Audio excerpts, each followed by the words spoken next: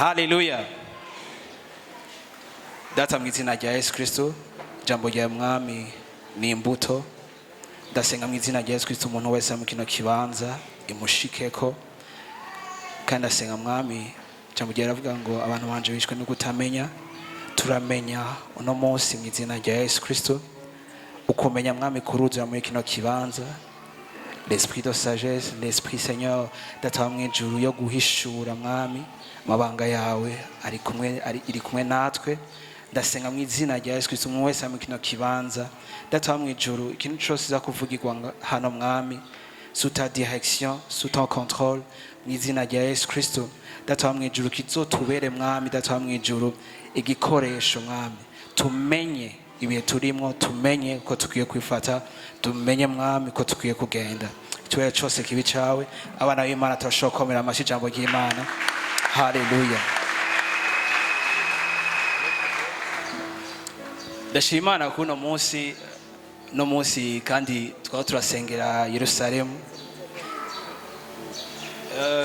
Ndashima Imana bw'abarongozi ku ino programme. Nizera ntakekea yuko ari gahunda kumbure y'Imana. Haleluya. Apana kumbure ni Imana nyene, Imana bw'icubahiro. Ndashima Imana yuko kandi ukuntu byose bigenda biraba succès canke bigenda birakurikirana. Ndumva neza ntakekea yuko haba ari ikintu nk'emwe yakarakora canke yifuza ko tumenya. Haleluya. Haleluya. Haleluya. Nimunera ubwoba. Haleluya. Imana ishimwe. Ndashimana yuko kuvyatanguye vyose, haba mu abaririmbyi abaturongoye bavuze ku kintu kimwe ca Israeli. Kandi ikintu ndashaka kuvuga, ico nako ndavuga nuko ndashimana yuko no mu nteguro zose kumbure ya ino nyigisho nafise ibintu nenateguye ibintu vyinshi cyane, bimwe nduzuza haraga kaina nujuje kamwe.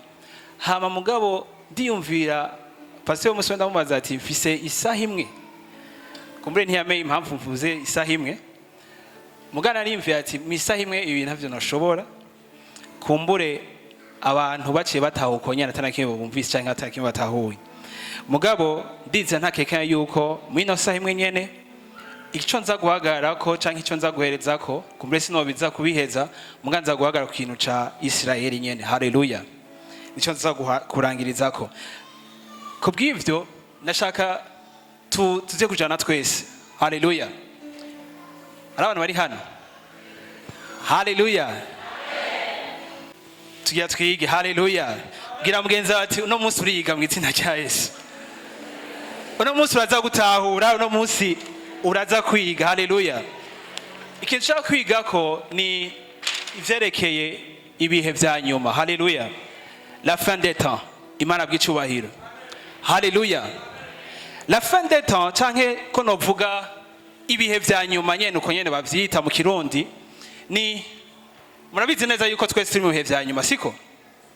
Abatabizi ntibari hano, ntibasengera hano hano. Haleluya. Turi mu bihe vya nyuma.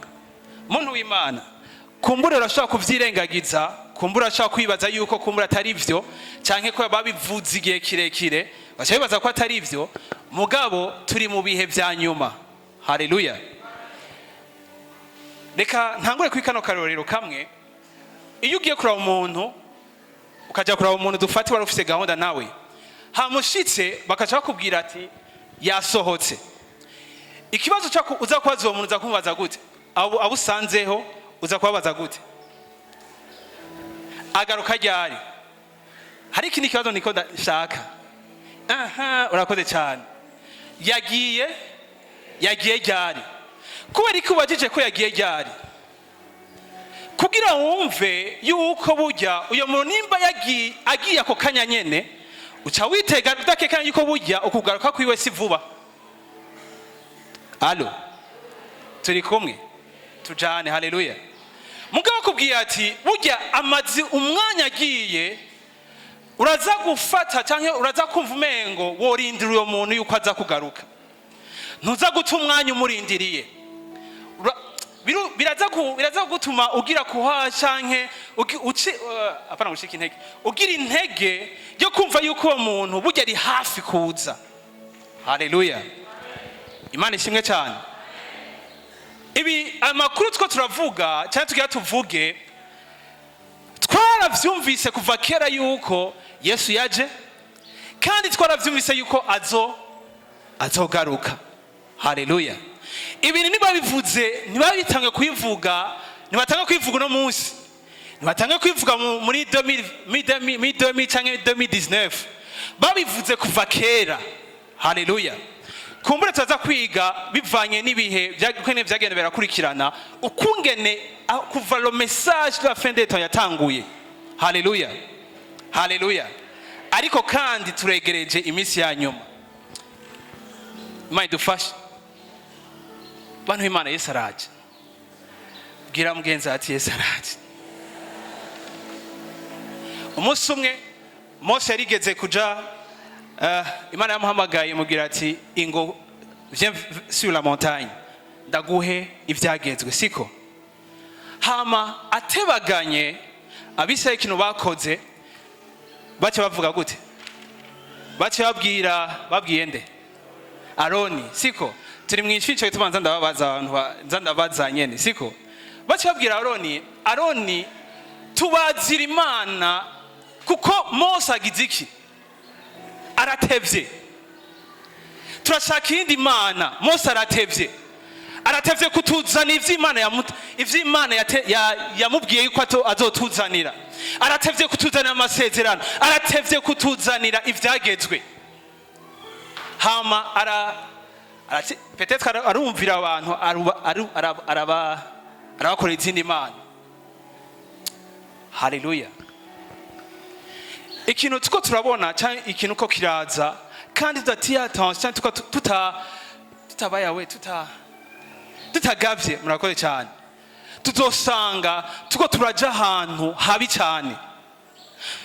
Ukuntu tubibaza yuko atevye kuza, niko usanga no mwishengero, atari no mwishengero gusa cyangwa abapasteur cyangwa abakozi b'Imana cyangwa n'abakristo basanzwe, hari ibintu bako barakeya, hari ibintu bako bararema, hari ibintu bako barashiraho bindi.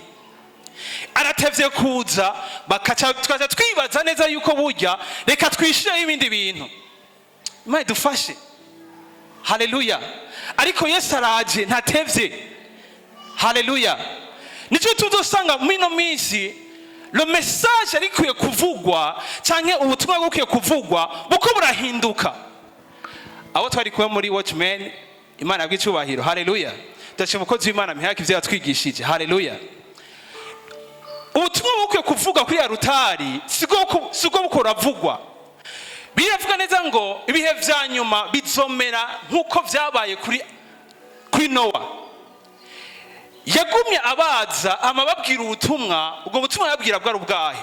Ni mwihane mupfe mu byaha. Haleluya.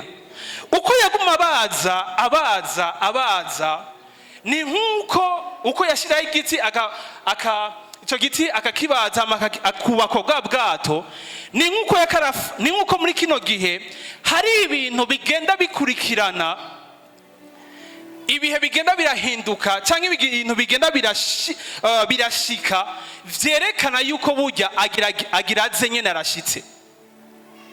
Alo. Uko yagira arabaza cyangwa ashiraho igiti ku kindi bwa bwatabushiraho, ni nkuko muri kino gihe uko les episodes cyangwa ibintu byose bigenda birashika, abantu bakunda gukurikirana amakuru y'ikirundi cyangwa igifaransa, France 24, CNN zande, murabona ibintu bimwe kumure bimwe tuzakuvuga bigenda birashika byavuzwe kera. Haleluya. Mugavyo byose biko bituzana ahantu bitwereka neza yuko burya igihe kiregereje yuko umwami wacu agaruka. Haleluya. Ni ya message Nowa yakaravuga, ni ya message Nowa yashikiriza abo bantu mico gihe ciwe, yabwira ati ni mwihane. Haleluya. Ni mwihane. Imana bw'icubahiro. Kero message ni ya message nubwo butumwa ubunye buko buravugwa. Pay attention. Tia attention kubiko biravugwa. Haleluya. abakozi b'Imana cyangwa uko nagereka mvuge n'umukozi w'Imana nyene, twese hano turi abakozi b'Imana siko? Message dukwiye gutanga muri kino gihe aho Yesu yegereje kushika, siyo kubabwira yuko gusa tuzohezagira cyangwa tuzogira iki amafaranga, haleluya amen, kandi aratuzako mu izina rya Yesu, haleluya. Kumbura hari byo oya navyo tuzovuga, sinzobivuga ubu unya petete. Mugabo ikintu cyambere cyangwa ikintu kiyo kuba icimbanza cyangwa ikintu gikwiye kuba icambere nambere mu bintu byose ya message yose, nuko hakwiye kuba message yo kwihana, haleluya. Je ndashima Imana yuko ndi muri Emmaus. Ni jeje nyene shima Imana ko ndi muri Emmaus. Haleluya. Urashaka kumbaza kwera iki ushima Imana ko ndi muri Emmaus? Ndamaze kuja amashengero yandi kandi abandi aho bari barashima Imana ko ya mashengero nyene barimo. Ariko ikintu nshaka ushima nuko a chaque fois nta kwezi gushaka guhera hatabaye umukozi w'Imana basi numwe atwibutsa yuko tukwiye kugendera mu kwezi. Haleluya. Ntiyashobora kubura, ntiyashobora nibikunda. Haleluya. Igihe cyose namandaba le message pasteur mukuru afise, message Imana yamuhaye nuko mba numva neza ko ari ikintu cyo kumva ko abantu bateza kwezwa nyene, bateza kugendera mu goroka. Haleluya. Ese le message yo Nowa yavuga yashikiriza abantu, Yesu naho Yesu atabwaze muri kiya gihe, mugabo ni cyari kigereranyo cyo ku munsi umwe hazoza umuntu ariwe Yesu Kristo hamatwara abantu biwe. Haleluya. Abamwizeye bazobasove. Haleluya. Haleluya. Muntu w'Imana, umuntu aza kugira ubwoba ivyo nza kuvuga, turaza kumuha kanya yakira umwami Yesu. Kuko si message yo kubatera ubwoba, si message yo kubabwira. Murabatse ko niyo umuntu yumvise yuko hari intambara igirize, turatetemeka twese. Bageze hehe, bashitse he. Ariko ino message yo ku muntu akijijwe ni message y'umunezero. Haleluya. Car le jour de notre délivrance arrive. Umunsi wo kubohoka kwacu urageze kandi urashitse. Haleluya. Uri hafi. Muntu w'Imana uri hafi. Haleluya. Ico gituma utakwiye kwitwarika ibintu bimwe bimwe vy'isi, ukwiye kwitwarika ivy'ijuru cyane. Haleluya. Muntu w'Imana, Yesu araje. Nimba ukuribaza yuko kumbura agitebaganye kuza, sinzi. Haleluya. Mugabo araje. Araje. Haleluya. Gira kandi ubwiye mugenzi ati Yesu araje. Yesu araje. Haleluya. Ivyo bintu kuritwararika, ubunya witwararika, reka navyo. Haleluya. Reka umutima wawe n'ivyimbiro vyawe mimatane n'ijuru. Haleluya. Haleluya. Nimba warayubusa, reka kuco yumva umengo agakiza ukavamo. Muntu w'Imana uzobutakaje ubugingo budashira. Reka kwiyumvira yuko kumbure ukuntu umeze ubu unya, ukuca wumva umengo wocu biheba. Ivyo agakiza wocu biheba. Kumbure ni yari ikintu cyama kintangaza kimwe, nuko ari gusanga umuntu avuga ngo je sinzosaba uja gusenga. Ngo mama ntibandavye, mama ntibagize iki, mama hari cyo kuratakaza gisumba abantu baje kukuraba. Hari cyo kuratakaza. Haleluya. Pastor nimba ataje kukuraba ngo sinzosura mu ishengero. Imana ikubabahire kandi ikuzuza ubuntu bwayo. Haleluya. Nimba ataje kukuraba hamucu usiba mu ishengero ngo sinzosubira, ngo bakitwe ntibakundana ngo sinzosubira ngo ndagiye wa mizirima. Muntu w'Imana, ukuratakaza ikintu. Muntu w'Imana, amaherezo yawe nayahe? Ukuca hehe? Haleluya. Ivyo ni ibintu bitoya. Yesu yegetse kubwira abantu ati mbega vyomarika umuntu kwirundanya ivy'isi amakaburi vy'ijuru. Vyomarika umuntu kwiyumvira yuko akeneye abantu gusa, akabirutisha yuko akeneye Imana yonyene. Vyomarika umuntu kwiyumvira yuko akeneye ivyo gufungura gusa, akabimengo nivyo vya mbere bisuba ibindi, akibaza yuko Imana ariyo, akareka kwiyumvira ko Imana ariyo ya mbere isumba ibindi byose. Yesu araje. Haleluya. Ndaza kugira peut-être intangamarara yanje iza guhagara ku bintu bimwe bimwe. hama turaza kuvugana, ndaza kwishura ibibazo bimwe nagiye ndibaza. Eske canke vy'ukuri Yesu azogaruka? Cyo kibazo ca mbere. Haleluya. Vy'ukuri Yesu azogaruka? Hari igihe kumuri umuntu hari ngara barashaka kurana n'undi muntu akamubaza ati bega Yesu azoza vya vrai? Canke nawe uvyumva vyumva ku radio canke uyisoma mu Bibiliya? Nako ndumva intaya Diake hano avuga ati ngo twaragiye Yerusalemu, cambaza madamu, wowe Yerusalemu hazi muri Bibiliya canke urazoca? Abandi baragiyeyo. Ariko nzogutwara imitsina rya Yesu. Haleluya. Iki naco ukugaruka kwiwe kuzoba kumeze gute? Kandi ca gatatu ni vya bimenyetso, ica kane ni vyahe bihe. Haleluya. Kubera umwanya uza kumbana muke, ndashaka mvuge ku bintu bimwe navuze mu nabwiye ugwaruka kumure muri group imwe turimo muri group y'ugwaruka. Ibintu bine muramaze kumva yuko canke muravyumvise ino minsi yuko hari umuntu hari abantu apana umuntu umwe wenyene yigeze kuvuga yuko Yesu aje le 21 au 24 siko Septembre naho nyene ari abantu bakurikirana amakuru agezweho. Haleluya. Nako ndaraba video imwe y'umukozi w'Imana yitwa Yubete Njacha acacishamwe agakuru kamwe acavuga ngo umugabo umwe yatashe mwijoro hama atacishamwe agakuru acavuga ati umugabo umwe yatashe mwijoro gose atahalo 25 ukeye. Umugore acamubaza ati uvuye he? Acavuga ati mvuye mwijoro nagarutse. Acavuga ati ivyo bintu bikuye he? Numvise amakuru yuko le 24 Yesaza yadutwaye hama il nous a fait visiter le ciel hama twagarutse. Allo. Mugabo abantu nibihenze, sinavuga ko bihenze kuko barafise ivyo bafatiyeko. Kandi bibliquement hari ivyandiko bivuga ivyo bintu nyene. Hari ivyandiko bivuga mu kwezi kw'icenda, hari ivyandiko vyerekana yuko kandi na 2025 ariyo Yesu yogarutse. Allo. Rero kumva uyu muntu yovuga uko umuntu nashimye umugenzi umwe yarambwiye ikintu kimwe, ntiwoshoka utwenga cyangwa umujija ati he's wrong canke yavuze bitari ivyo kuko arafise impamvu yayivuze kandi biblique manyene ni uko nyene. Allo. Hari impamvu zine, iya nyuma sinza kuyivuga ko ndaza kuyivuga mu nyuma. Iya mbere kandi representant yigeze kuyivuga yarayivuze ko dimanche yahera ivyo yavuze ko muganda ndaza kuyivuga nyarusa. Impamvu ya mbere ni imyaka isi zomara, isi tegezwa kumara. Abantu bose bize ibintu vya Bibiliya, theology, barize neza uravye kuva mu itango ice ca mbere.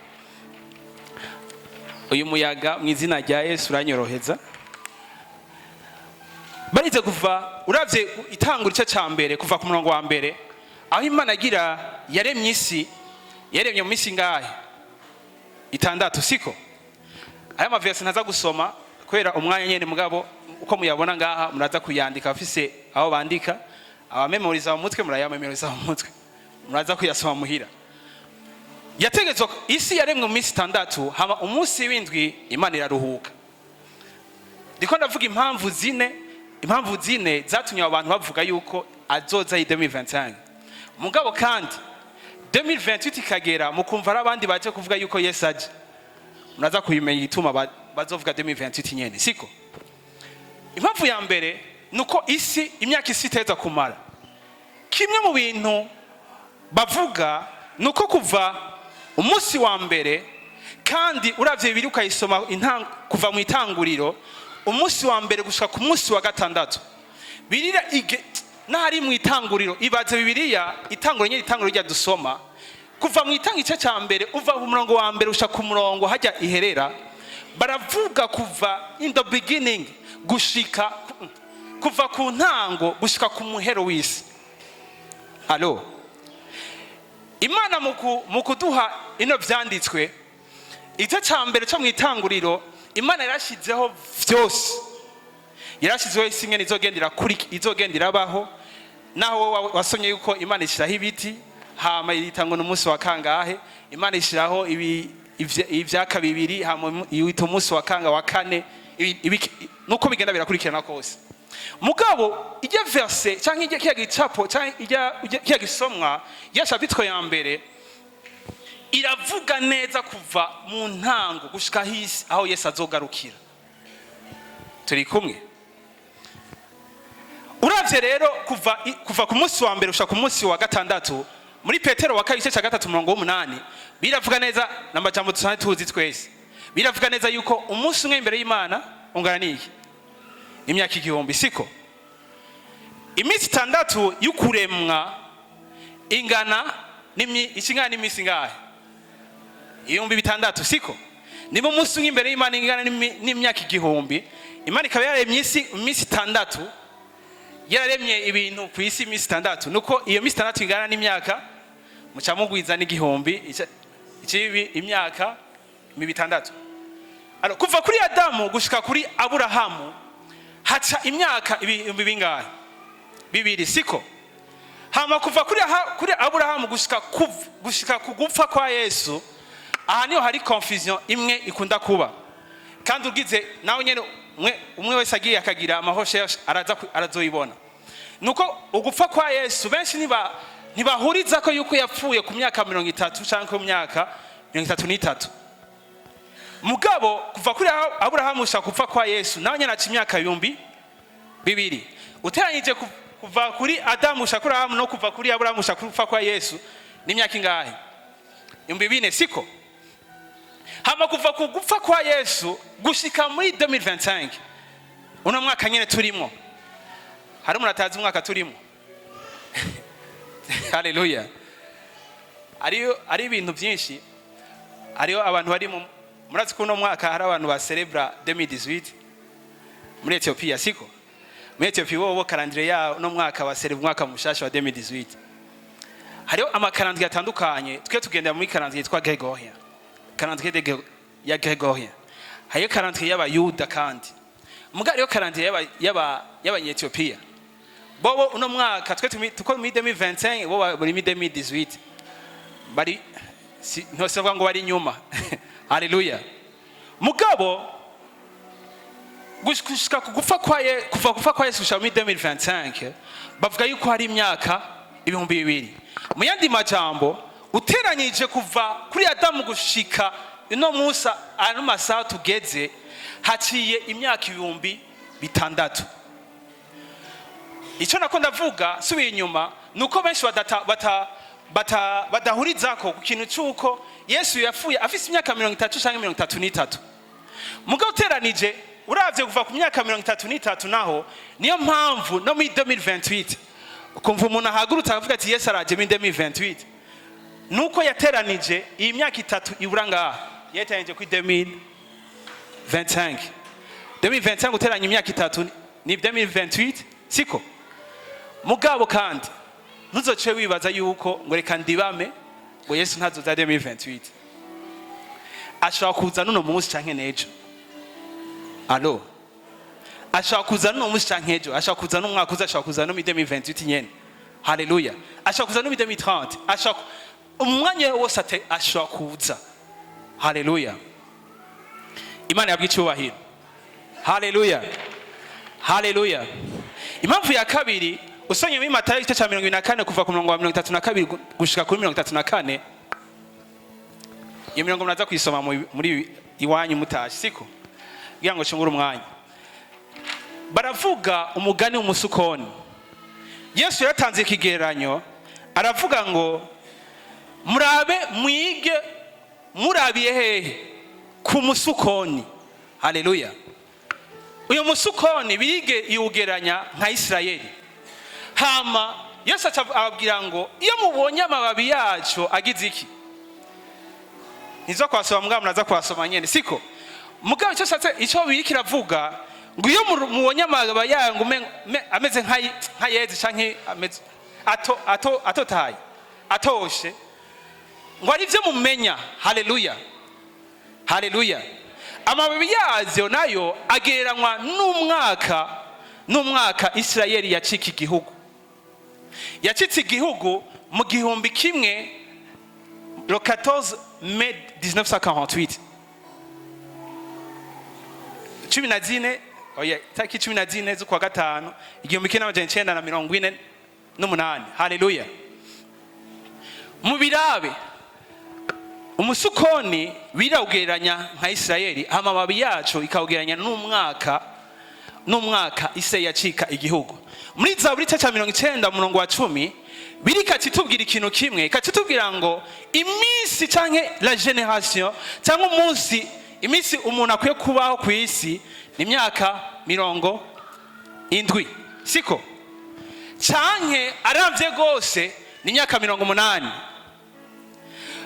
Ufashe kuva kuri 1948 canke 1948 ugateranya imyaka 70, kuko birivuga ngo cette génération ne passera pas. Runo runganwe ntizorengana ntagarutse. Haleluya. Uteranije imyaka Zaburi vuga yuko umuntu akwiye kubaho, gafata 1948 ugateranya imyaka 70, utora 2018. Muri ko muri 2018 bigeze kwivuga navyo nyene. Allo, mwatashe muracari ngaha. Muri ko muri 2018 bigeze kwivuga yuko Yesaje ntacyo. Uteranije nawe uyu muntu iyo yaramvye gose amara imyaka 80, uteranije 1948 utanyuye imyaka 80 utora 2028. Haleluya. Imana ishimwe. Yagi umuntu azavuga ko nagenda nigishije yuko Yesu azoza muri 2028, siko? Kumenga ibintu byose biguma bigwa muri 2028. Ariko nuko Bibiliya kiravuga, kandi hari impamvu ivyo ibiharuro nye biza biragwa ko hiyo nyene. Ariko mugabo sinje kubwira ko azoza muri 2028, ashaka kuzana muri 2027. Ashaka kuzana ejo nyene. Ashaka kuza ubunyene. Haleluya.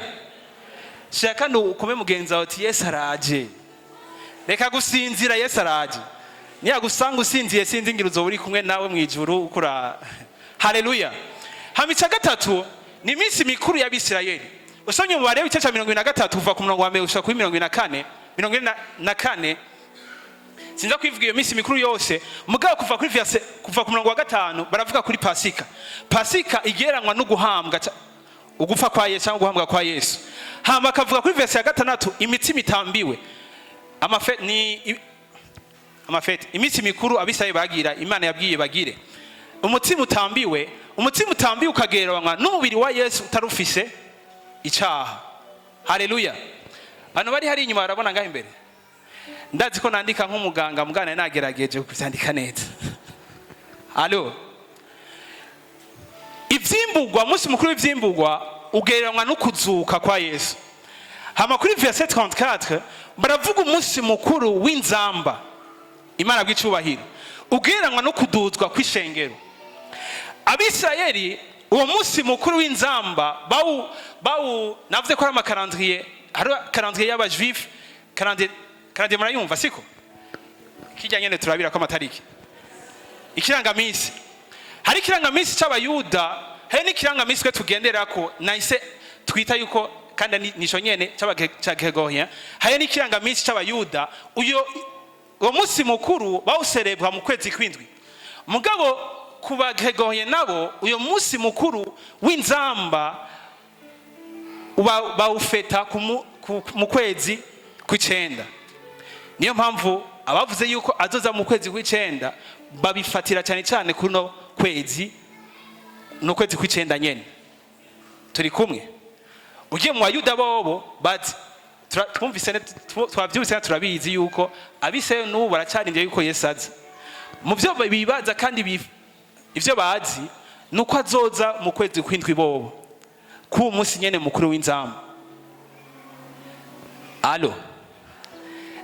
Icyakane nzokivuga ko kumbure no gutega kwa Isirayeli, mugaye kisi nza kugitebako. Haleluya. Imana bw'icubahiro. Ikibazo ca mbere umuntu kumbure yo kwibaza, bega Yesu azoza, bega Yesu vy'ukuri azogaruka. Baza mugenza ati Yesu ujya azoza, wumva inyisha kubwira. Haleluya. Hari ivyizigiro dufise abantu b'Imana. ntitwakiriye Yesu kugira ngo tubeho ubuzima gusa bwa ambiance cyangwa tubeho ubuzima tuza gutamba mu ishengero gusa hama dutahe. Ntitwakiriye Yesu kugira ngo tuze turajya neza cyangwa tuze turagira ibiki n'ibiki. Oya, dufise ivyizigiro yuko umunsi umwe tuzomubona umwami wacu. Haleluya. Ibirenge vyose ko muri vyo yoduha, ivyo yotugira iki vyose, ico yatugize cyose, ibirenge ivyo yatugize, ibirenge ivyo yoduha vyose hano ku isi. Umunsi umwe Petero yageze kubaza ati mbega ko twagukurikiye bizoherera hehe? Yarashaka kumenya amaherezo yavyo, mbega bizohera hanyene. Haleluya. Ariko Yesu amubwiye ati muzohisha umushwano ku isi no mwijuru. Haleluya. La finalité yavyo vyose canke amaherezo yavyo vyose nuko umunsi umwe tuzoshika hehe? Kwa data. Umunsi umwe abigishwa bageze kwihaya baravuga ati twirukanye abadayimoni twagize ibi nibi. Hama Yesu araza arababwira ati ivyo sivyo mukwiye kwitwararika, ivyo sivyo bikwiye kuba vya mbere, ivyo sivyo mukwiye kumva umengo mu kwishimira. Ishimiye gusa yuko izina ryagenzwe mu bitabo cy'ubugingo. Ishimiye yuko gusa umunsi umwe uzobona umwami Yesu. Haleluya. Muntu w'Imana nawe utofungura avuga ati umunsi umwe nzobona Yesu. Nawe utoronka bijya na biriya vuga uti umunsi umwe nzobona Yesu. Umunsi umwe Yesu azompamagara. Umunsi umwe Yesu Yesu azoza kandi azodutwara nk'izina rya Yesu. Haleluya. Haleluya. Abikorinte cya kabiri cy'Abikorinte 2 Corinthiens 5:1 niwe bavuga ivyizigiro dufise. Haleluya. Mugabo kandi mumenye neza muntu w'Imana nimba Bibiliya yarigeze kuvuga kuva muri Yesaya ba Yesu bakabivuga abavugishwa Imana bakavuga kuvyerekeye ukuvuka kwa Yesu. Mbega ntivyabaye Yesu ntiyavutse kiretse hari umuyisirayeli akirindire Yesu kwavuka kandi turiza yuko Yesu yavutse. Alo, uriza yuko Yesu yavutse? Uriza yuko Yesu yamaze imyaka hano ku isi? Haleluya. Haleluya. Muga ivyo vyose pasema kuvyizera gusa nkuko umengo twarabibwiwe gusa, ariko ari abantu babibonye. Yohana aravuga mu cyo cyambere cya Yohana avuga ngo icyo twikorakoreye twebwe nyene, icyo amaso yacu yabonye. Nituvuga ibitito, nituvuga ibintu twumvise ku bandi. Twaramubonye umukato w'ubuzima. Twarabonye umuntu atanga ubugingo. Twarabonye Yesu. Twaramukozeko. Haleluya. Yarabayeho, yarasangiriye natwe.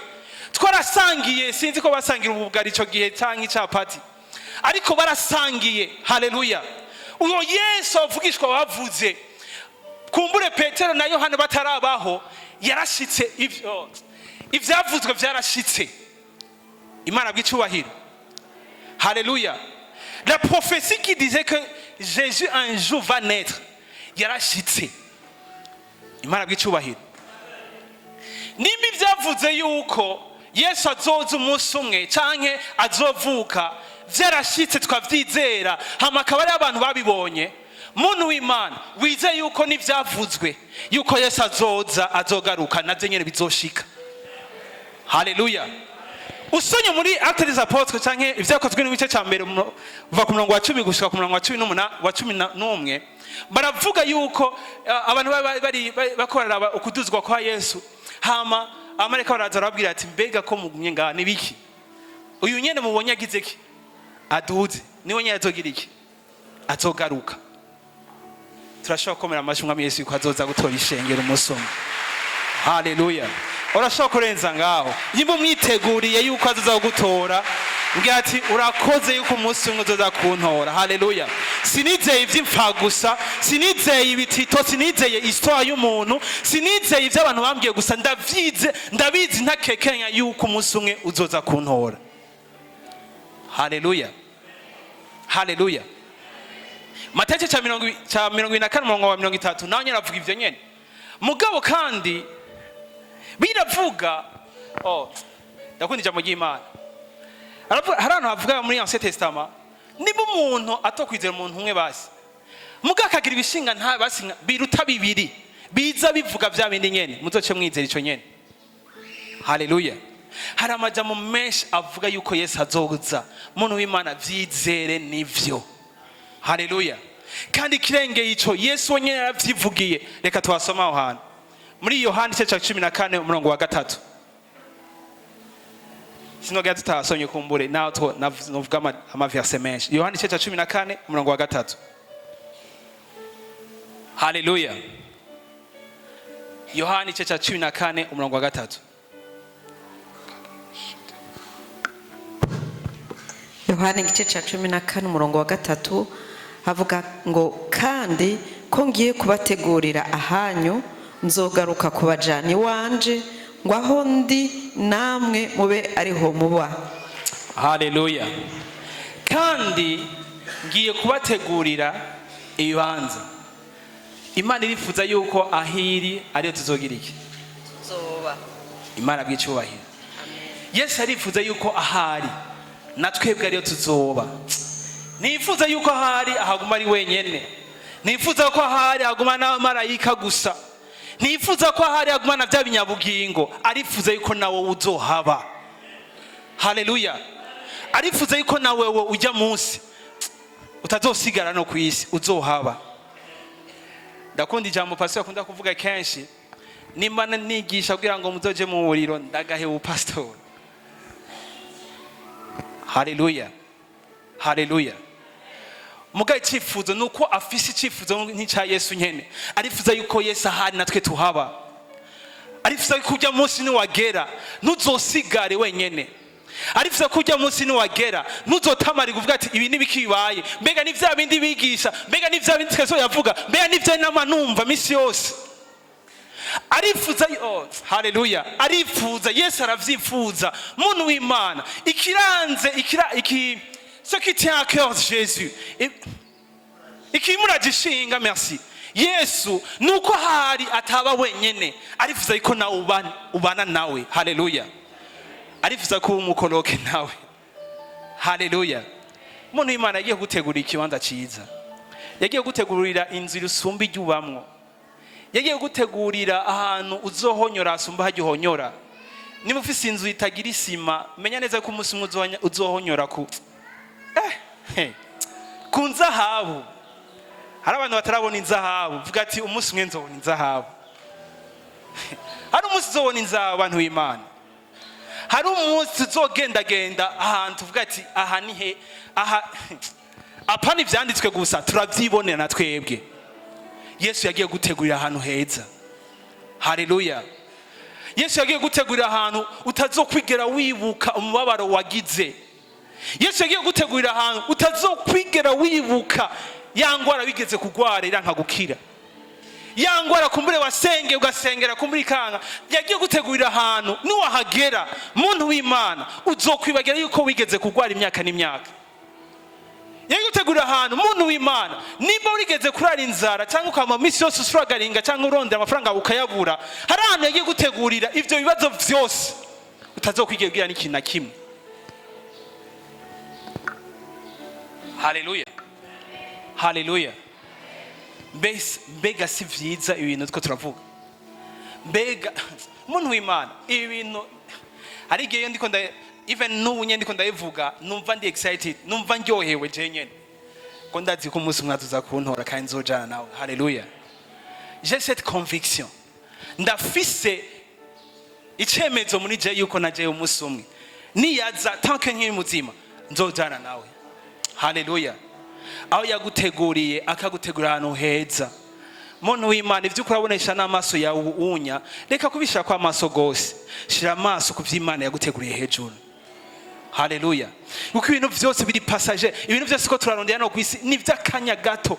Ariko ibihoraho nivyo vyiza gusumba. Ivyo yaduteguye ni ibintu tuzomara mu imyaka n'imyaka. Nituzokena amaduse dutunge cyangwa ngo turare ubusama ngo ngo dufungure bukeye. Oya. Haleluya. Haleluya. Ngo ntanza rizoba yo hantu. Nta bintu byo kuma. Haleluya. Yeni ville hariyo ville imwe tuzojamwo wenyene ukavuga ati Jesus Christ burya sinizeye ibitito, burya sinizeye amajambo y'umwana w'umuntu yagiye arambwira ibintu bisa nkukumengo ni ibintu bito, nizeye ibintu bihamye. Haleluya. Nizeye ibintu bihamye, nizeye umwami Yesu yo narizeye goodness. Haleluya. haleluya. Yesu azoza kudutora, azodutwara ahantu heza, haleluya. Nimba kumbure wumva umengo urarambiwe canke wumva umengo isi, hari igihe nuko bantu b'Imana nivyo birashika, ukumva umengo isi irakurambiye, ukumva umengo ibibazo kuracamwo bimengo bisa nuko umengo wokwiyahura kumbure. Ariko muntu w'Imana ntuzokora ikosa ryo kuva mu gakiza, ntuzokora ikosa ryo kugenda nkuko Satani yifuza kugenda. Warazi yuko urubanza rwe rwamaze gucibwa, arazi neza yuko iryo juru yarivuyemo ko atazorisubiramo. Uko nyene Yesu yifuza yuko ari natwe tubayo, niko Satani nawe nyene yifuza yuko ahari azogira abajanye. Ariko ntuzobamwo mu izina rya Yesu, haleluya. Narimvye ati ariko ntuzobamwo mu izina rya Yesu. Ndasubiyemwo, narimvye ati ariko ntuzobamwo mu izina rya Yesu, haleluya. Nimba vyo kugora, ndakunda ijambo ry'Imana. Nowa igihe yubaka ubwato, kumbure naho amazi yaza, ukuntu bahaba amasekusi canke ubwato bukamera nk'umengo buko buragenda ukuntu nabi, hama vyarashoboka kumbure abari mu bwato, abana biwe n'abandi, kumbure n'ibikoko vyabirimwo bikagira bigatrebisha, kumbure bigahinyagara canke kwera ubwato bugize, mugabo bagwira he? Bagwira muri Yesu nyene, bagwira muri bwa bwato nyene. Mu yandi majambo bagwira muri Yesu nyene. Icyo nshatse kuvuga nuko nawe vyoshika ugagwa basi cyangwa ugatema cyangwa ugakora icyaha, muntu w'Imana reka kubivamwo, haleluya. Reka kubivamwo. Biravuga neza ngo hahiriwe abazopersevera jusqu'à ce que umwami Yesu aza. Hahiriwe abantu bazogumana uko kwizera. Paul yigeze aravuga ngo, arabwira Timoteyo, aravuga ngo ndarangije intambara, ndarangije urugendo kwanje kandi ndarurangije neza, nagwanye intambara nziza yo kwizera gushika ku iherezo, haleluya. Simvuze yuko bitazobaho wumva umengo kumbure wadendebukiwe n'ubuzima, kumbure wadendebukiwe na kiriya, kumbure y'icaki kikwizingiyeko. Muntu w'Imana reka kubivamwo, gumutonda ku ishengero, haleluya. Umunsi umwe deliverance yawe izoza, Imana bw'icubahiro, haleluya, haleluya. Kuko ni wabivamo, muntu w'Imana uzoburasi ikindi kintu gisumbe ivyo bibaza yuko ari bito. Imana idufashe cyane.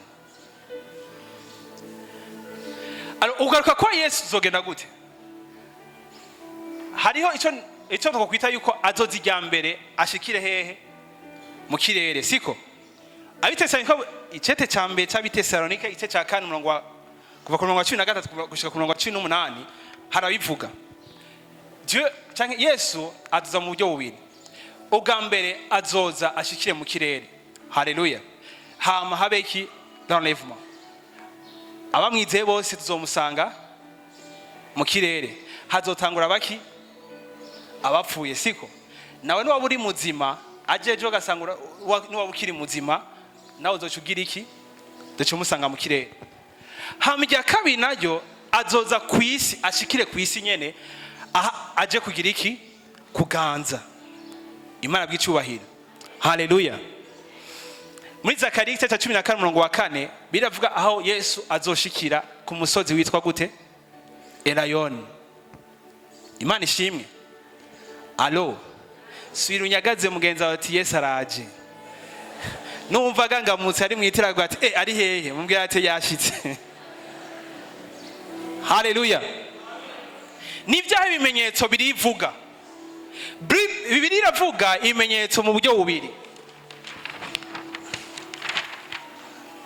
Haleluya. Hari ibimenyetso by'intango y'iherezo, siko? Ivyo tubisanga muri Matayo ice cya 24 kuva ku 3 gushika ku 6, no muri Luka ice cya 21 kuva ku 9, na Mariko ice cya 13 kuva ku 7. Ni ibimenyetso by'uko by'intango y'iherezo, les signes du commencement de la fin. Naitege mu Gifaransa kumbure ari gihe numva Igifaransa kitajanye n'ikirundi muce musiguranye ruko nyene, siko? Signe du commencement de la fin. Muga hari kindi les signes de la fin, les signes qui annoncent la fin de la fin. Canke ibimenyetso byo gushika kwiherezo. Uzoyisoma muri Luka ice cya 21 kuva ku 25 gushika ku 28. No muri Matayo ice cya 24 kuva ku murongo w'umunani mugace dusoma ku murongo wa 14 udufasha dufashe Matayo igice cya 24 kuva dusoma umurongo wa 14 wonyene kige mu bimenyetso vyerekana byo gushika kwiherezo la fin de la fin. Haleluya.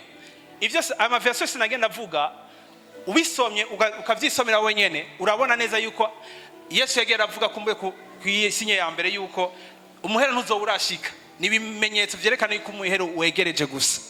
Mugabo isinye nayo bavuga ngaho kuri Matayo cya 24 murongo wa 14 ni sinye imwe izi twemeza yuko bujya ishitse izo bitwemeje yuko bujya umuhero urashitse. Haleluya. Tasha kwasoma Matayo 24 murongo wa 14 kandi ubu butumwa bwiza bw'ubwami buzovugwa mu isi yose ngo bube ikimenyetso kibera icabona amahanga yose maze umuhero uzoca uza. Haleluya. Bizobera ikimenyetso amahanga yose hama abasomye abajanye natwe mu gusoma hama zo cabiki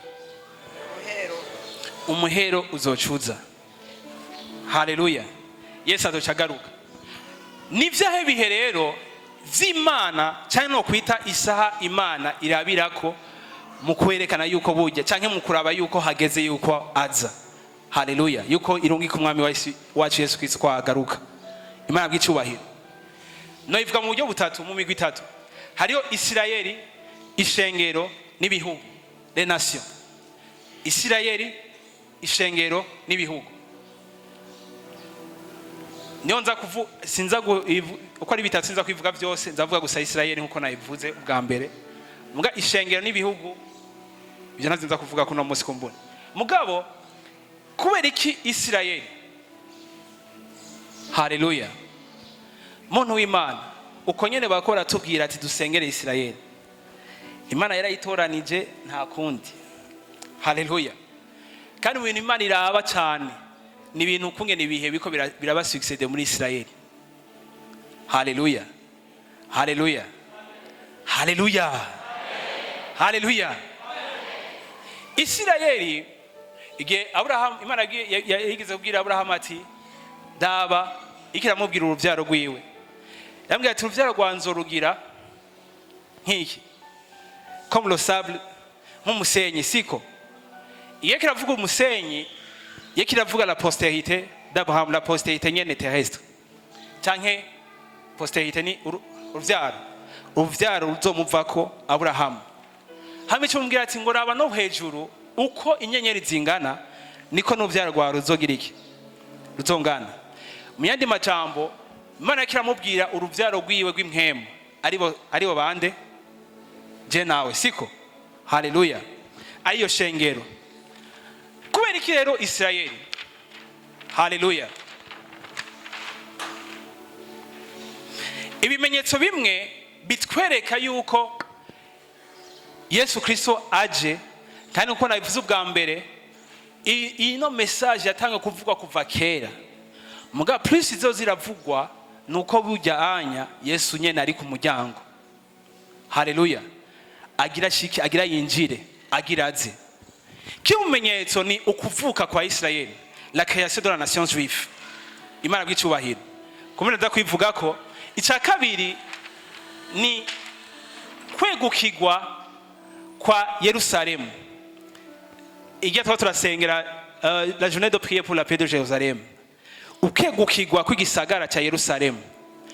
Nibintu ibindi ko nza kuvuga uko ari bine nibintu uko byagiye birashika bimensiona kandi bibliquement biranditswe kandi ivyo nyene ni ibimenyetso bitwereka yuko bujya ivyavuzwe byaragiye birashika bimwe bimwe kandi vyose apana bimwe bimwe vyose vyiko birashika. Haleluya. Iki naco ni ugushaza kwisi gadutse. Bon, mu Faransa ni la floraison du désert. Floraison du désert canke uku aho désert niki ubugaragwa bwa Isirayeli ukungene bwagiye buragira iki gutotahara. Imana bw'icubahiro. Hama icakane nukubakwa kwishengero rya gatatu, urusengero rwa gatatu, canke la construction du troisième temple. Diacre yabivuze ngaha imbere. Haleluya. Icambere kuvuga kwa Israeli, hari abantu bakunda histoire, barakunda kahise, siko? Muga muri kahise nyene niko katubwira kazoza nyene kazoba kameze. Imana bw'icubahiro. Ukuvuga kwa Israeli, uravye ugasoma muri Ezekiel igice ca 27, ni passage twese tuzi twama dusoma, kumbure niyo hari igihe turayinterpreta nyene kuya dusanzwe tuyinterpreta yuko ari Imana ishoboye kuzura ivyapfuye, kushaka kugwa kandi karyo, siko? I passage murayizi. Kino gisoma murakizi, Ezekiel igice ca 27. Abavuga ngo mbega ubona iki? Aca mubwira ngo mbona iki? Amagufa yumye. Hamika aca mubwira haciye umwanya ayo magufa akacagira iki? Akaca yegerana, siko? Uko kuntu yagiye aregeranya niko n'Abisirayeli bahunze bazogira iki? Bazokwegerana. Haleluya. Iyi passage burya natwe ego tuyinterpreta mu buryo bw'impemu, mugabo yo muvugishwa igihe karavugishwa bino bintu yakaravuga mu bihe bizoza ku Bisirayeli. Nkuko amagufa ameze atandukanye, hama umwanya umwe akacabona amagufa arasuye kwegerana, niko n'Abisirayeli bagiye barabadisperse canke batandukanye bakagenda mu bihugu bitandukanye, niko umunsi umwe bazokwegerana. Hama kandi wegeye imbere biravuga kandi yuko ngo inyuma yuko amagufa yegeranye haci habiki création de la chair byace bigira umubiri, siko? Uko kugira umubiri ico umuvugishwa ashaka kuvuga nuko Abisirayeli begerana hazoba ni création, la création d'une nation. Haleluya. Diacre yavuze yuko ngo kera Israeli ntiyari iriho, ntiyari n'igihugu. Haleluya. Mugabo enjo umunsi umwe Israeli abaho. Haleluya. Ndashaka gusoma muri Yesaya igice ca 66 umurongo wa 6 n'umunani. Yesaya igice ca 66 kuva ku murongo wa 6 ushaka ku 8. Umve urwanaga rwumvikana ku murwa ruturutse mu rusengero, n'Uhoraho asubiriza abansi biwe mu nkoko. Siyoni hatararamukwa haravyara, ibise bitaraza havyara umwana w'umuhungu. Ninde yigeze kumva ibimeze bityo? Ninde yigeze kubona ibisa bityo? Mbega igihugu covukira umunsi umwe? Mbega igihugu covuka umunsi umwe? Ihanga ryovyarirwa icarimwe? Haleluya. Ariko Siyoni ho habaye hakiramukwa haca havyara abana. Amen. Imana bw'icubahiro, dukomera amashi ijambo ry'Imana. Haleluya. Birivuga ngo ibaze n'umuvugishwa Yesaya yabaye ibihe bitarashika, yaravugishijwe ngo mbega igihugu covuka mu munsi wayo, umunsi umwe. Haleluya. Muntu w'Imana, ivyo nza kuvuga vyose bigutware kumva yuko burya ico Imana yavuze cyose kizoshika. Haleluya. Ico Imana yasezeranye cyose kizoshika. Peu importe igihe cyavyo, mugabo hari igihe cyavyo nyene kizoshitswa. Haleluya. Ngo mbega est-ce qu'une nation pourrait naître dans un seul jour? Igihugu covuka ku munsi umwe. Ega nivyo vyabaye nyene. Haleluya. Umunsi umwe mugabo yitwa David Ben Gurion yari yicaye ahantu ahantu amagara abantu bamwe baravugana ku vyerekeye constitution ibwiza shingiro. Baravugana uko baravugana gusa uyo munsi nyene iryatake navuga lo 19 zukwa kangahe zukwa gatano 1948, siko? Uwo munsi nyene bicaye nyene igihugu cya Kigiriki kiravuka, igihugu cya Israeli. Haleluya. Haleluya. Ibintu vyose uko Imana yagira bikora cyane yayivuze kuva muri Ezekiel, yayivuze muri Ezekiel, une nation ene mugabo kandi uko nyene yabonye Ezekiel amagufa agiye aregerana hama agafonda y'ination, niko vyagiye biragenda uko imyaka yagira agenda. Uravye mu gihumbi kimwe 1950 mu gihumbi kimwe n'amajana icenda na mirongo itanu harabaye ico bise Opération Moïse, Opération Tapis Magique. Ivyo muraza kwisoma uko nyene sinzi nge babivuga mu Kirundi nuko nyene biri. Haleluya. Opération Tapis Magique niho abisiraeli barenga 50,000 bahungutse bava muri Yemen basubira hehe mu gihugu cabo. Ivyo ndiko ndavuga siko ndakubwira kugira ngo uzuze gusa intelligence yawe, muga ndiko nsigura muri Ezekiel igice ca 37 37 aho Imana yabwira ati raba ukubona iki amagufa, hama amagufa agira iki aregerana. Haleluya. Mu gihumbi kimwe n'amajana icenda na mirongo itanu iyo Opération Tapis Magique havuye abisiraeli barenga 50,000 bava muri Yemen basubira hehe mu gihugu cabo. Hama ca bindi Opération muri 1984 igihumbi kimwe n'amajana icenda na mirongo umunani na kane Opération yitwa Moïse, aho hahungutse abisiraeli 150,000 150 abisiraeli 150 bava hehe muri Ethiopia baja hehe basubira mu gihugu cabo Israel. Hama muri 1991 niho habaye Opération hagiye abayuda canke abayisraeli benshi bava mu Rusiya basubira hehe muri Israel, aho havuye abantu barenga 1,5 million. Ni igice c'umuriyoni 1,5 million igice c'umuriyoni iyumba amajana 5 vy'abisirayeli bavuye mu Burusiya basubira hehe bavuye mu Burusiya basubira muri Israel. Mu yandi majambo Imana yakirashitsa ico yavuze yuko aya magufa umunsi umwe azokwegerana, kandi ntazohera kwegerana gusa, hazohera information d'une chair. Aya magufa azogira umubiri, azokwambara umubiri. Mu yandi majambo hazohera ni création d'une nation. Iyo nation nayo cyari ico gihugu kizobakaye mu munsi umwe ari ujya munsi nyene. Haleluya. Imana bw'icubahiro. Muri Yeremiya 30 kuva ku murongo wa 18 gushika ku 22 ivyo byose nko ndavuga niyo biri gusubira mu byagezwe 30 kuva kuri 3:5 aho sina hano biri yerekana yuko burya ukungena Imana izokwegeranya abisirayeli. Na Ezekiel 36 umurongo wa 24. Haleluya. Icyakabi naco ni ukwegukirwa kwa Yerusalemu. Imana bw'icubahiro. Itariki 7 z'ukwezi kwa gatandatu igihumbi kimwe n'amajana icenda na mirongo itandatu n'indwi harabayeho ico bise la guerre de 6 jours. Iyo ntambara yatangiye umunsi wa mbere lundi le 5 ihera samedi le 10. La guerre de 6 jours aho Israeli yagigwana na ibaze une seule nation. Ariko nza kuvuga muga sindagifitiye buhamya niko benshi bagiye barayivuga. Israeli yaragwanye na Egiputa, igwana na Syria, une seule nation, igihugu kimwe. Muntu w'Imana kino gihugu cyaratoranyije. Igihugu kimwe igwana na Egiputa na Syria na Iraq na Jordan. Iyo misi 6 ibaze igihugu kimwe kagwana n'ibihugu bishika nka 4.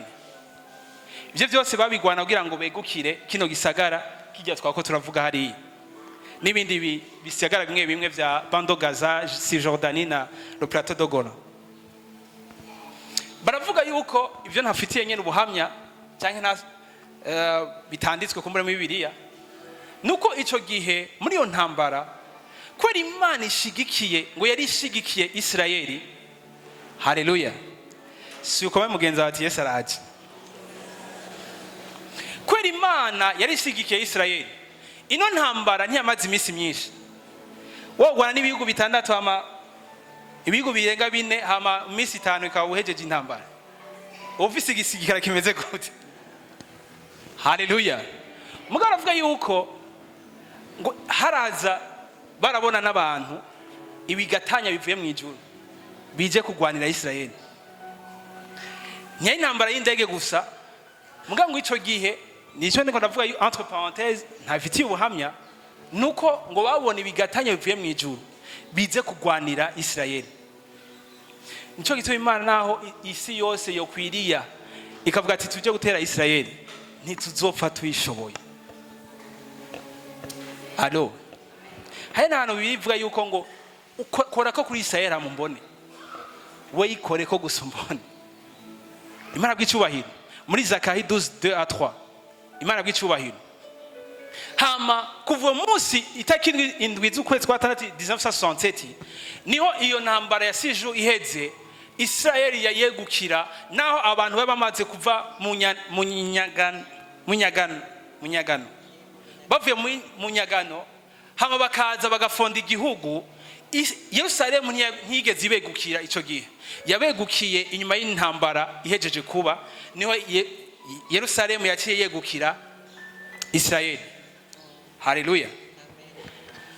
Ico nako ndavuga rero la floraison des déserts muri Esaïe 35, Yesaya 35 kuva ku murongo wa mbere gushika ku murongo w'indwi, birira twereka neza yuko mu bihe vya nyuma l'inde signe zizokwerekana yuko Yesu yegereje canka ashitse aje nyenaje, nuko hariho des déserts canke ubugaragwa bumwe muri Isirayeli buzotangura kugira iki? Gushurika. Urakoze cyane. Buzotanga gushurika. Haleluya. Imana bw'icubahiro. L'une des déserts les plus secs de muri Israël yitwa désert de Negev. Ubwo bugaragwa bwa Negev nubwo bwa mbere bugize iki? Buri sec bwumye bwa mbere bubaho. Mugabo haraciye imyaka abantu babo bavyutse babona ubwo bugaragwa. Turaza gusoma verse imwe, umunsi umwe tukazobona iyo ngoro bayitwereka tuvuga ati ya ngoro ni inya turayinjiyemo. Mugabo hari umuntu azoyinjiramo, uyo muntu yayinjiramo keba nayo mugani waba Kongomani. Haleluya. Hari ibibazo bimwe naho iyo ngoro yo kubakwa, hari ibintu bimwe vyagiye biratakara. Ivyo bintu bimwe vyagiye birakoreshwa kumbure murati kungoro ingoro yose ahantu hose Abisirayeli bagenda gushimira Imana canke le temple de Dieu aho bagenda gutangira yimazi, hari ivy'Imana yagendera babwira ebana ku karongo ku kandi batavyubahirije, le souverain sacrificateur yafirayo canke ntazosubire kugaruka. Allo bimwe mu bintu ibintu bagiye bariyumvira canke bagiye baribaza iyo myaka yose habaye kuva kuri age aho abaroma bagiye bakadetwiza le temple ya kabiri, hari ibintu byinshi byatakaye. Icambere amavuta bagenda siyaje amavuta yerayo. Amavuta basiga abami ntibasuye kuyabona. Ikindi naco les souverains sacrificateurs canke abaherezi bakuru mbega bazosura kubakurahe? Imyaka iheza ari myinshi, abantu baragiye mu bihugu bitandukanye, mbwa nabo bagarutse, mbega nabahe abaherezi nabahe? Tuzobamenya gute? Kuko murazi neza mu Bibiliya ugiye ugashikanira Imana utari umuherezi warapfirayo. Ivyo mvuze ni vyose ivyo. Hari igikogwa cakogwa n'abaherezi gusa. Imana idufashe.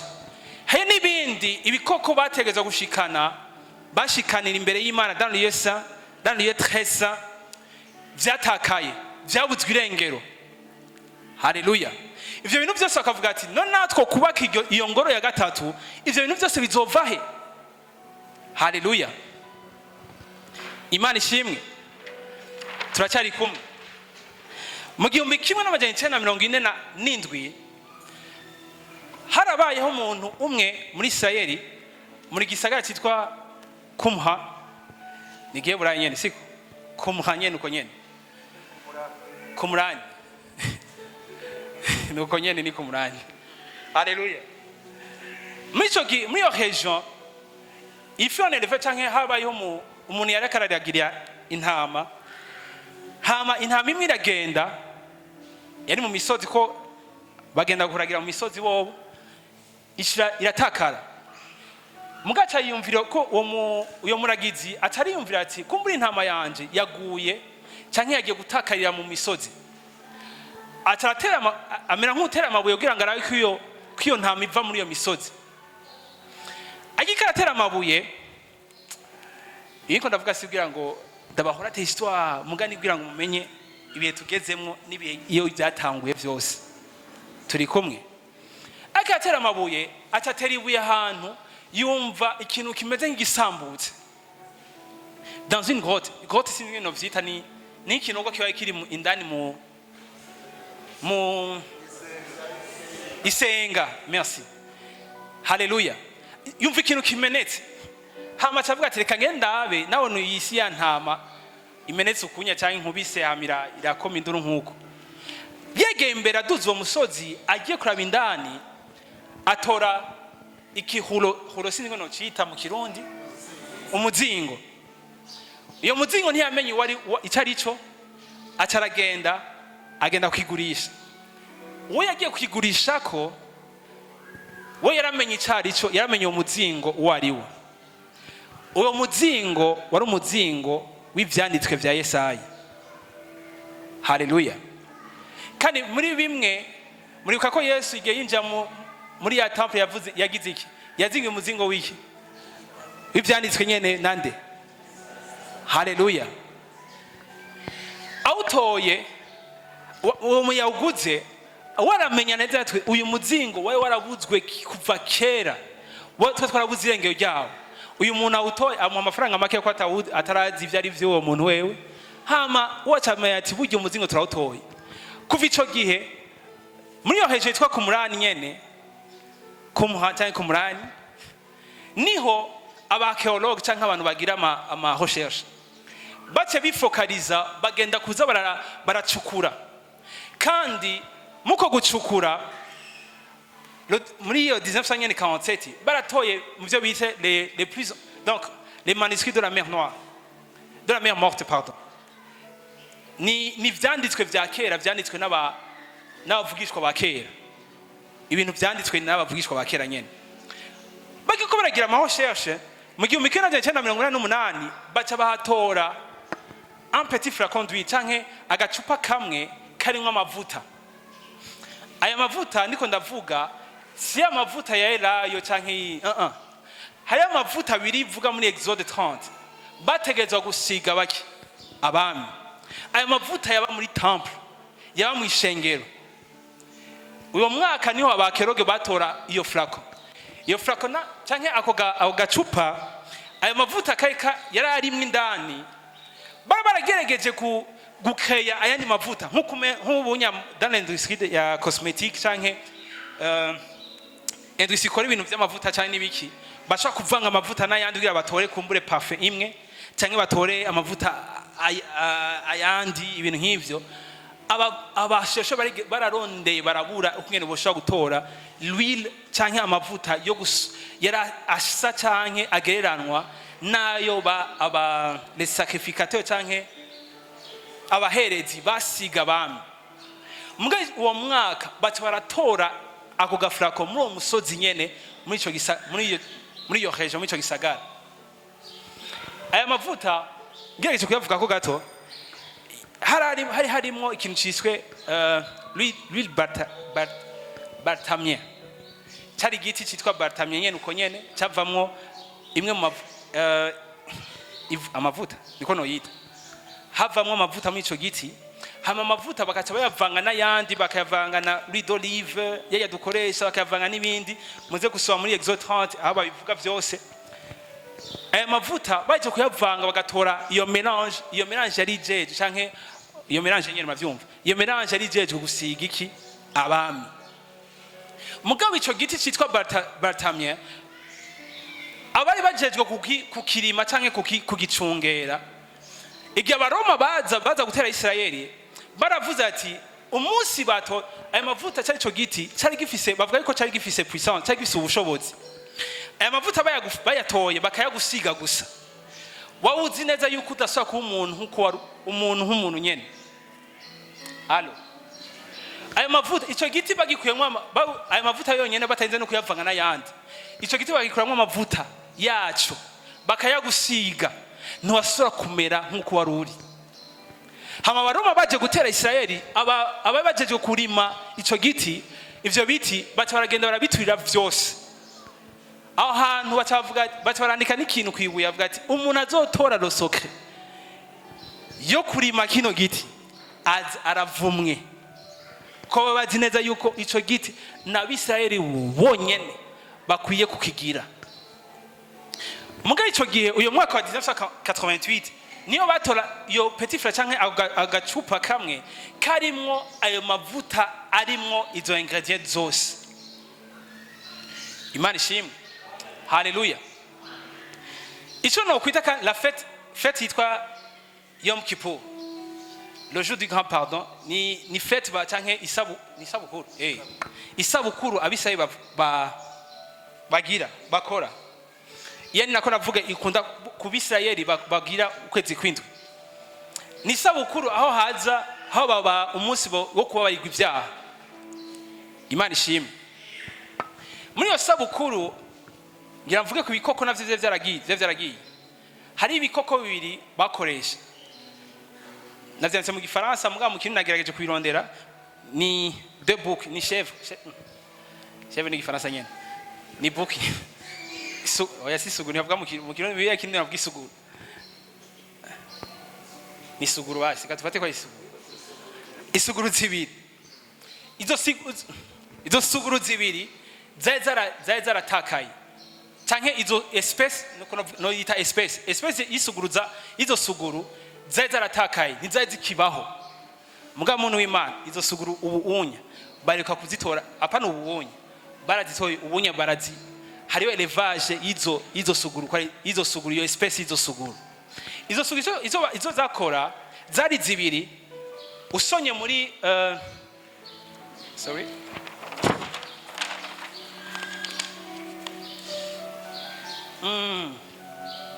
muri guharura kuva ku gice ca 19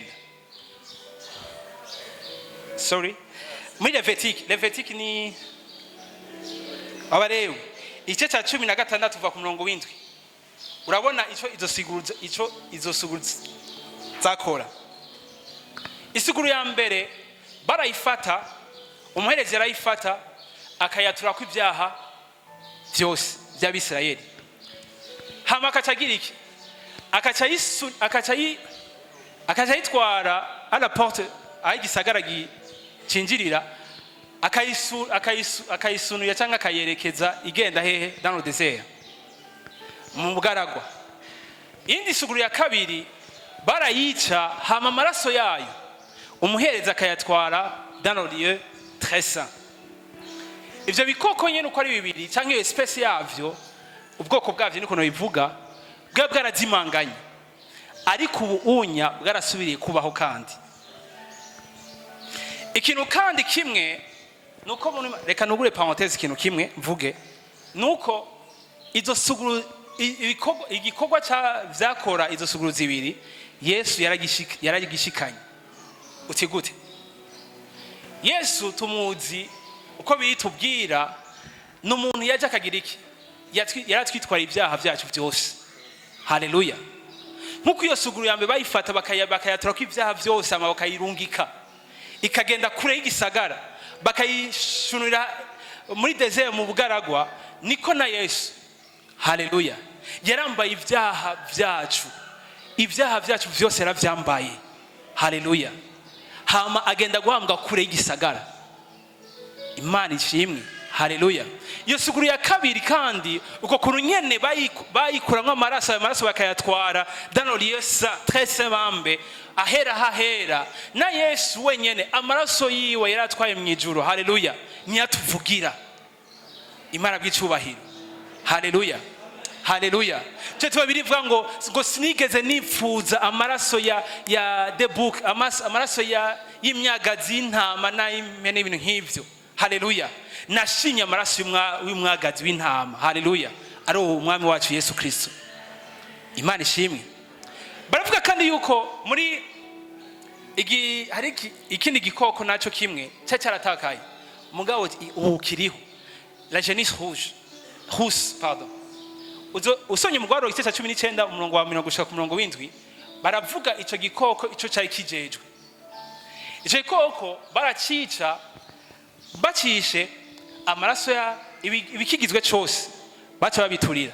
Baje kubiturira centre novuga centre ni umunyota waco baca bafata n'amazi yo muri Silowe bakabivangana. Bayivanganye lo mélange ivyo bintu canke ivyo batora bon ayo mazi urumva na amazi bavanganye na nizo centre ni n'umunyota.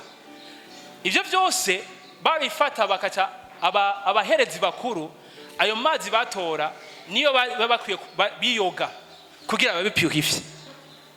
Allo ico nico gikoko bare cyari carabuzwe cyari caradisparaît cyari caragize nyene cyarabaye disparu nyene kira nticatogwa. Umunsi w'umunyamerika umwe yitwa Clyde Lord acarigira inama akarasoma guharura nyene akarasoma ariyumvira ati iki gikoko kandi yari umwereveur yari umuntu umworozi mugabo kijijwe yari umunyamerika akarasoma ariyumvira ati jewe sinigeze mbona mu bworozi mfise ari abantu rero banjoyera gose abazungu iyo bagiye mu kintu nico kintu nyene barakigira ko professora bakakiminuza ari umworozi aguma ari mu bworozi nyene. Allo nibindi barabikora mugabo uyo mworozi kwera yagize amahosheshe canke yagiye ariga yaravuze ati iyi genus hus sinigeze ndayibona nta ndingera mbona kino gikoko kimeze uku nticigeze kibaho mugabo biri ikinze kivuga nuko cigeze kubaho umunsi umwe nuko abaherezi bagikoresha. Mugabo aragenda aratembera mu Isirayeli ararondera ico gitungwa arakibura akarabaza aravuga ati byose byahereye byara dispaise ntibikibaho. Arasubira muri Amerika agenda kugira iki amahosheshe yandi. Amahosheshe yagiye afatanya ibitungwa bimwe agenda arabiriya canke arabihuza hama umunsi umwe atatora igikoko cyagiye kuvyagwa n'ikindi habayeho guhura ku bikoko bibiri bitandukanye hatavuka iyi genus hus nyene. Allo acasubira hehe muri Israeli acavuga ati je natoye genus hus aisha kuva ubu unya akakanya tuvugana iyi genus hus iriho. Haleluya. Ibintu vyose abantu les souverains sacrificateurs bari bipfuza igihe le temple ya gatatu igihe yobaho canke yo kubakwa ivyo bazokoresha muri yo temple muntu w'Imana byose birahari. Allo gira mgenza ati Yesu araje. Ibikoko birahari bakoresha l'huile canke amavuta arahari. Emplacement nayo nijya nyene kumbure canke kumbure emplacement cyane novuga ikibanza aho le temple izoteza kubakwamo irahari kandi en plus ivyo navuze nuko entre parenthèses nuko iyo temple ntawo bizi n'ubu nyene yashobora kuba yarahejeje kubakwa. Hama ikiyo cyanyuma bibaza none eske nimba bise bari umunsi umwe barigeze kuba deporté bagahunga muraza y'abantu bahunze biragoye yuko nimba twari tuvukana dusubira kandi ku iyo dusuye tugahunguka umusanga ari hariya mu yindi ntara wundi akaba mu yindi ntara kumbure bikagorana yuko tumenyana dutorana siko bacavuga none ikibazo kimwe les souverains sacrificateurs abaherezi bava mu muryango wahe w'abarewi siko tuzomenya gute umuryango w'abarewi haci imyaka myinshi twaravuye muri Israeli twese twarahunze twaragiye mu bihugu bitandukanye kandi umwe wese ntiyasezera kumbure mugenzi we mwese kumbure ntiyavuga ati ngo umuryango w'abayuda ngo tujaha umuryango wa Benyamini tujaha oya umwe wese yagenda ukwiwe. Tuzomenya gute umuryango w'abarewi ukwiye kuja hehe gukorera muri iyo temple tuzomenya gute? Récemment canke novuga atari kera cyane umuganga umwe umushashe umwe umunyamerika nyene yaratoye ikintu kimwe kandi akijijwe umwana wanavuze mu Amerika nuko bavuga yuko numu Israeli yavuye muri Amerika, yavuye muri Israel aja muri Amerika, acatora muri ADN si muracumva mu biranga amaraso y'umuntu cyangwa ibiranga umuntu nyene, kuko twese dufite ADN zitandukanye, twese dufite ADN zitandukanye siko, acatora muri ADN imwe, muri ADN acatora iki marqueur sinzi ngenza kukivuga muragifatwa nyene, marqueur imwe itandukanye n'izindi marqueur ziri mu ADN y'abandi bantu, bise marqueur de Cohen. Iyo marqueur de Cohen ifise abantu gusa b'Abalewi bonyene. Mumva Imana ngene itangaje, nifise abantu bose, ifise abantu bose, abantu gusa bakomoka hehe mu buryango w'abaki w'Abalewi.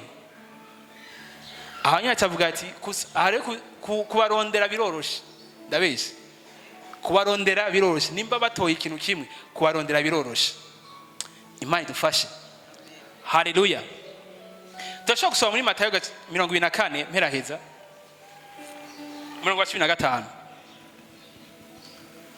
Nizako nakoresheje umwanya neza sinzi ko nawurengeje. Matayo 24 umurongo wa 15. Nuko aho muzobonera ca kizira c'ubuyobe bw'ubugesera gihagaze ahantu hera, cavuzwe na Daniyeli yavugishwa n'Imana, uwusoma niyiyubare.